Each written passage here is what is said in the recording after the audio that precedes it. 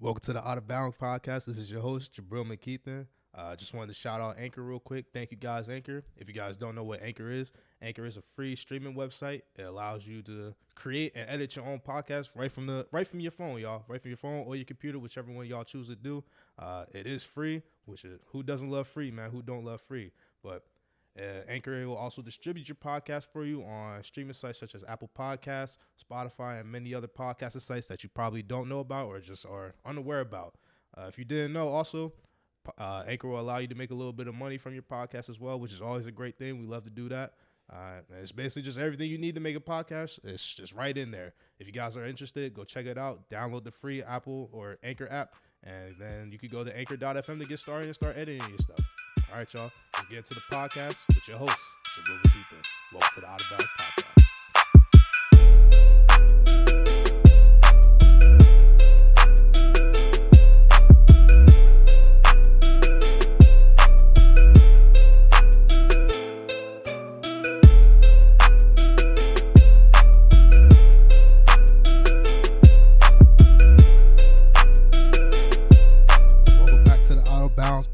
With your host, Jabril McKeithen. Hope y'all are doing great on this beautiful night on a Tuesday. But you already know we about to get into NBA basketball. If you guys didn't know, we strictly talking about NBA basketball in this podcast, looking mainly at the Philadelphia 76ers. But we'll also be taking a little bit of look around at the league a little bit, see what's shaking up, see what's happening. Since I'm a fan of the Sixers, we're going to be looking more towards the Eastern Conference. Teams such as the Nets, the Knicks, the Bucks, all those types of teams who are in the top 8 of the Eastern Conference right now. That's what we're going to be looking at. But let's get into it. Right now, first things we got to talk about, the Defensive Player of the Year ladder has been dropped by the NBA, with Ben Simmons being at the top of their list, number 1, followed by Rudy Gobert, Miles Turner, LeBron James, and Jamal Murray. As we know, Ben Simmons has been playing great defensively. We all knew he could be a great defensive presence for us, but we just wanted to see the offense. We all knew the defense was there, y'all. We all knew the defense was there. So, honestly, I believe he should have won Defensive Player of the Year last year over Giannis, I think it was. Giannis won it last year. And, I mean, he playing good and all, but I believe Ben Simmons just brings a different type of defense to the team for us. He's more of he brings out the energy out of everybody, I believe. He makes the whole team better. Once he's playing defense, everyone else sees that, and then it translates to everybody else, and we all just playing defense at that point. But that's just a little ladder that they dropped for us. Those are the top 5. Like I said, Ben Simmons at the top. Hopefully he keeps it up. Hopefully he keeps up the great defensive presence that's we all know of. But let's move on. Y'all. As I said, we was doing a little bit of the Nets watch. We watching the Nets because that's the main team really we got to be worried about as we get into the playoffs and stuff. They're the number 2 seed right now. They're a half game behind us. So if we lose or if they lose, the stands will go down a little bit. But if we lose and they win, they'll come up. If we win, we got to keep winning to stay up in that first place. Right now, the 8th seed in the Eastern Conference is, let me just look it up for y'all real quick. Sorry, y'all. Just give me a second. The 8th seed as of right now is looking like the Detroit Pistons. Ugh. Oh, no, they're not even the 8th seed. I'm sorry, y'all. I'm getting the wrong information for y'all. All right, yeah, I can't find it right now, but the top 4 seeds as of right now are the 76ers, Nets, Bucks, and the Knicks, surprisingly. Who would have thought that the Knicks would have been this good, y'all? The Knicks are playing great. Tom Thibodeau, he's been playing great. He's been making them play, bringing out the best of the players, such as Julius Randle, who was named as an all-star. He traded for Derrick Rose, so that team's looking really rejuvenated, looking like they're finally on the right path. So I know you New York Knicks fans are happy. I know you guys are excited about that. But those are the top 4 as of right now. I couldn't find the other 4 for y'all. I'm sorry about that, y'all. We'll get into that in another episode, another day. But those are the top 4. Those are the main ones. Those are the front runners for who's really going to be contending for a championship. We'll see how much longer the Nets can stay in there, or the Knicks can stay in there. I'm sorry, my bad. But let's get into it. Another thing I wanted to bring up: Kyle Lowry. Apparently, the Kyle Lowry trade talks were heating up a little bit. Those are the rumors that was going around the NBA. But Kyle Lowry's agent actually recently shut that down with this little quote from him. A lot of the rumors and things that are written about that's just what they are. It's just rumors.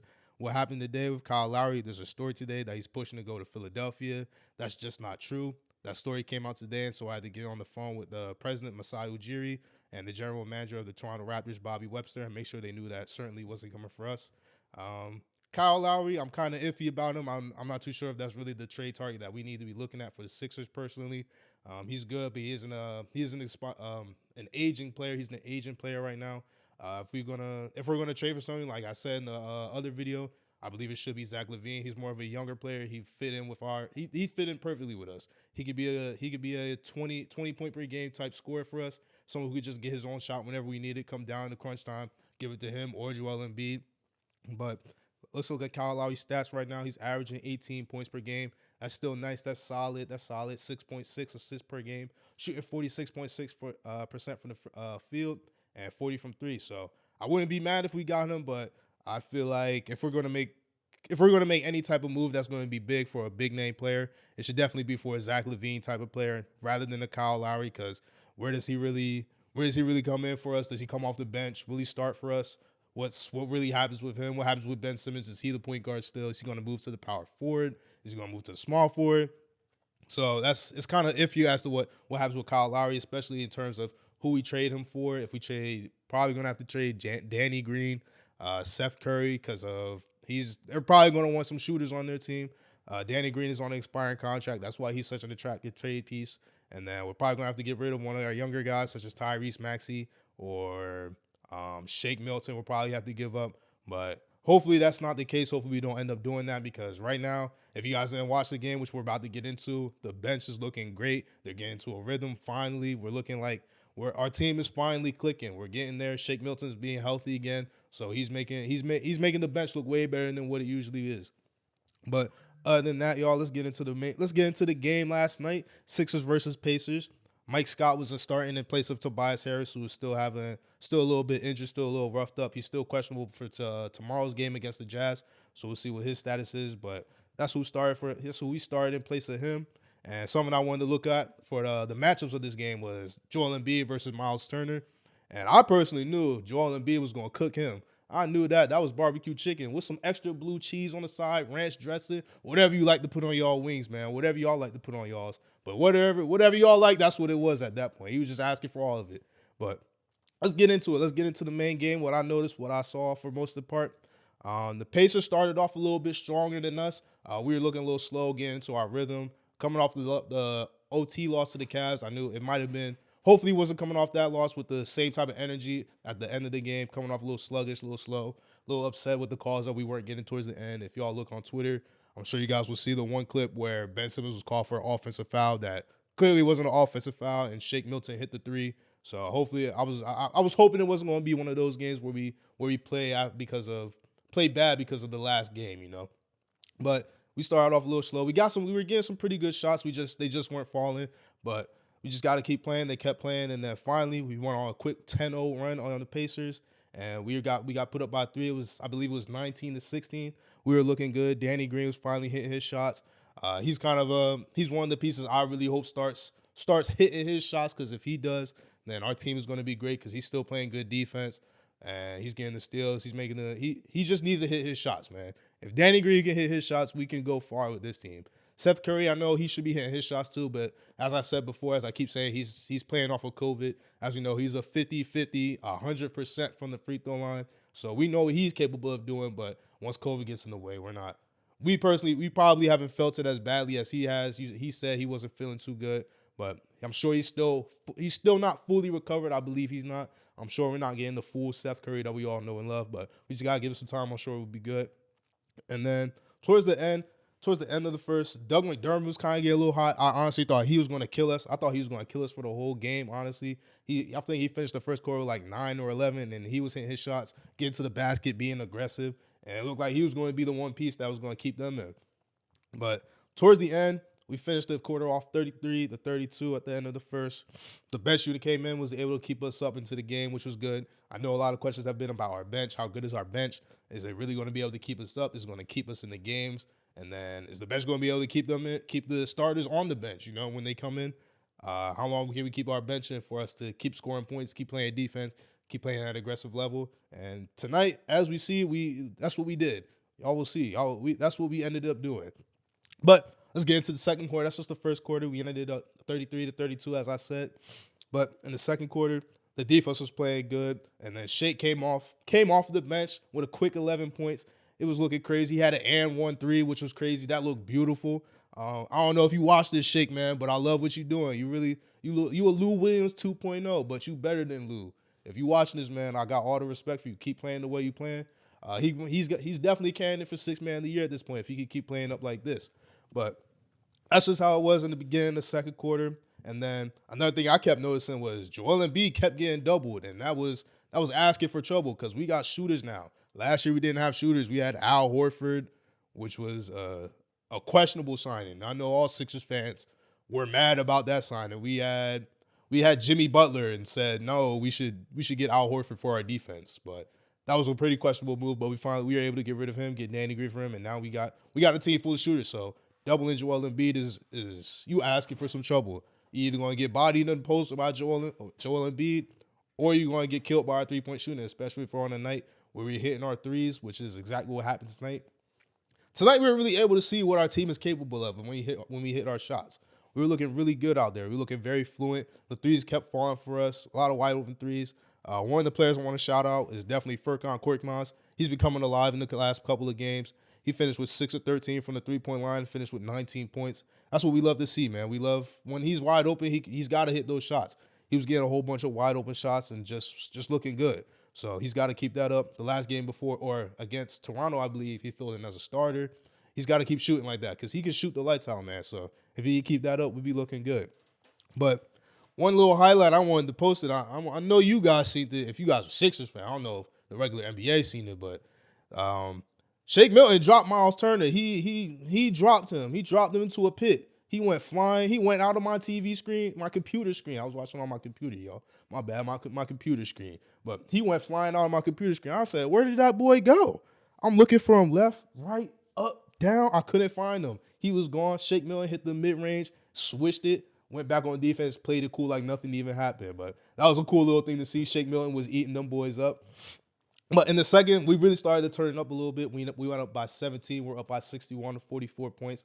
We were looking great. We kept playing aggressive. Ben Simmons was being aggressive, driving to the paint on the little guards that tried to get him. Joel Embiid was playing a little aggressive too. It was pretty. And then the three-point shooting, as I said, that kept going too. And the Pacers just couldn't do anything. The whole night, I'm singing Akon Locked Up, y'all. I'm singing Locked Up, they won't let me out. You know, they couldn't score. It was crazy for them. They was locked in the prison cells, man. They couldn't get nothing going for them, y'all. It was looking crazy out there. But towards the end of the second, I was pretty hyped for what we were seeing. The defense was playing great. As I said, we were up by 17. So towards the third, I was hoping we could keep our foot on the gas. Sometimes we do let our foot off the gas because we're beating the team by a lot. That's kind of a problem that I've noticed as well from the Sixers. Sometimes we let our foot off the gas. And we let teams get into the game, and the game should be a lot closer than what it's supposed to be. But in this game, we certainly didn't do that. We put our foots on their necks, man. That's really what we ended up doing. The third quarter came in, and then the early timeout. I noticed this. I like to think of this because Doc Rivers called a early timeout with I think it was 10 minutes left in the quarter, and then the timeout sparked everything. I'm telling you guys, the timeout sparked everything. As soon as they came out of the timeout, we were up by 30 at one point. We went on a 13-0 run. The Sixers were up by 24 at one point. The offense was looking great. The defense was fluent. As we all know, I believe this team is going to win because of our defense more so than our offense. As I keep saying, the defense will get us the easy offensive buckets, the offensive transition buckets. Ben Simmons will come down, drive hard to the paint, and find Danny Green, Seth Curry, Furkan Korkmaz, Joel Embiid, Shake Milton, whoever could shoot. So he's going to find someone. That's what we know Ben Simmons can do. That's one of the things that we love about him. That's why we like seeing him being aggressive in our games. But towards the middle point in the third quarter, McDermott lost a tooth. I kind of thought that was funny. I mean, I know it's not funny, but it was pretty funny to me, honestly, because he was trying to be a little aggressive, and then Ben Simmons caught him with a left elbow, and he had to get out the game. So I hope he's all good because that was one of the pieces I wanted on the Sixers a long time ago for a while because he could shoot the lights out. Like I said in the beginning, he was killing us in the first quarter, but he lost a tooth. He had to come out. I'm sure that's the reason why the Pacers weren't playing as good as well. They lost one of their great shooters, but As I said, we went on a quick little run. We were up by 24. The Sixers continued on that run with 7 more points, a 7-0 run, 7-2 run. They scored 2 points in that turn. And it is, like I said, man, Akon, he made a great song because that's exactly how these Pacers boys was feeling, yo. These Pacers couldn't get anything going for them. They was looking crazy out there. It was looking like an AAU basketball team against the 76ers. It was looking pretty bad, y'all. But towards the end of the third, we were able to get our bench a little bit. Finally, we were able to get the rest that I know that our starters need. That's something that I really want to emphasize this season. Getting to blow out the teams that we know we should be blowing out, or the teams that just aren't playing at as high as a level as us that I know we can be beating. So if we can get our starters, such as Joel Embiid, who we know is probably going to miss a good amount of games this season. He's been playing a lot of games, which is great, but I'm sure he's going to start missing some games, especially towards the second half of the schedule. I know it's a little tougher. I think we play like 5 games in the span of 7 nights, the announcer said. So that's kind of, I'm sure he's going to be taking a couple of games off of that. I kind of want him to. I need him to be healthy. We need him to be healthy for the playoffs because, as we all know, playoffs is really what matters. If we can get Joel, Ben Simmons, Tobias, Shake Milton, all them boys healthy and rested for the playoffs, then we're going to be looking like the team that we all know, that we seen tonight, honestly, with the great three-point shooting that we've seen, the great defense, and the great aggressiveness, that Doc Rivers brings out of our out of our players. My bad. But last year we weren't seeing any of this, guys. We weren't seeing any.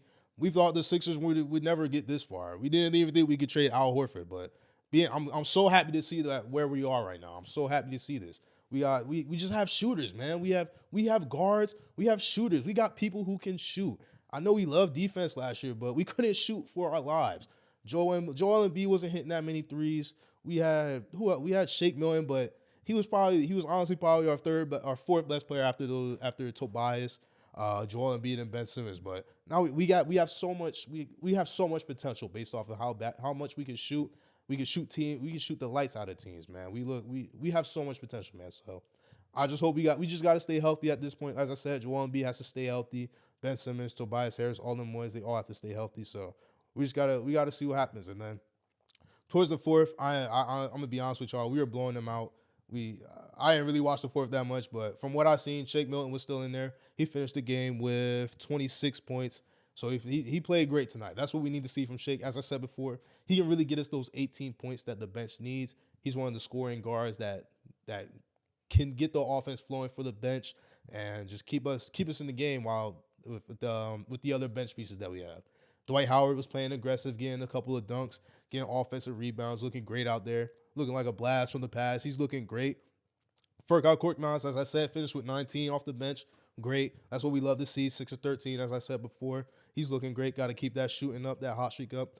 And then Mike Scott, who I said in the beginning, he started for us, finished with 11 points. So that was great. 4 for 4. 4 for 4 from the field, 3 of 3 from three-point land. Didn't miss a shot. Did everything he had to do. 4 steals, which is great. We love the hustle. He had a whole bunch of hustle plays out there. He was being very aggressive out there, making us stay in this game, playing great, playing like Mike Scott that we know who Mike Scott is. So that's how he was playing last night.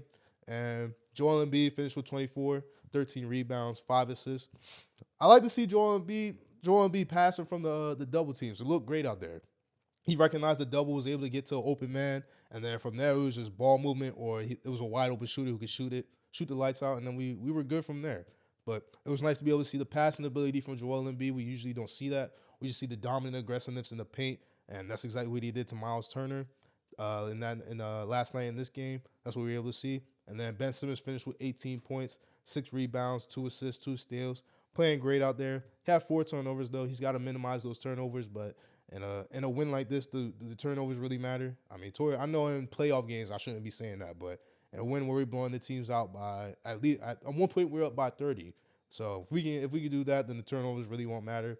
But one thing I really wanted to emphasize was the rest. I was glad to see that our stars were able to get the rest that they needed, get to sit down and relax in the game that we had in the bag. And then as I said before, our bench was one of our questions, but if they can score, our bench finished with 67 bench points tonight. If they can keep doing that, if they can get around the 50 mark, 40, 45, 50 or above, I feel like that's reasonable for our bench, and then our starters will be able to get the job done. The bench has to do a good job of keeping us in the game, and that's what it's going to come down to at the point. If our bench keeps playing good, then I don't believe we need to make trades at this point. We're looking good. Tobias Harris was injured, as I said before. So this is a game we even without him. So to be able to blow this team out, it's a good feeling, y'all. It's a good feeling as a Sixers fan. And we just got to keep it up. We play the Jazz again, and y'all best believe we going to get our get back. We got Joel Embiid in this game now. Y'all going to really see how soft of a baguette Rudy Gobert is in this game, y'all. Y'all thought he was soft with Ben Simmons? Wait till Joel Embiid didn't get in there, yo. I'm telling you, yo. We going to really find out how soft he is. But that's who we hosting on tomorrow, Wednesday. So I'll be watching that game. I'll be tuning in that. Hope y'all do as well. But that's really all I had to talk about today, y'all. Indiana Pacers versus the 76ers. I hope you guys enjoyed the podcast. If you really did, please leave a like, comment, subscribe if you really want. We'll be dropping videos every week. I hope you guys enjoyed this video. Thank you for tuning in. And as I said, keep tuning in. Like, subscribe, comment, do what you got to do. Thank y'all for tuning in.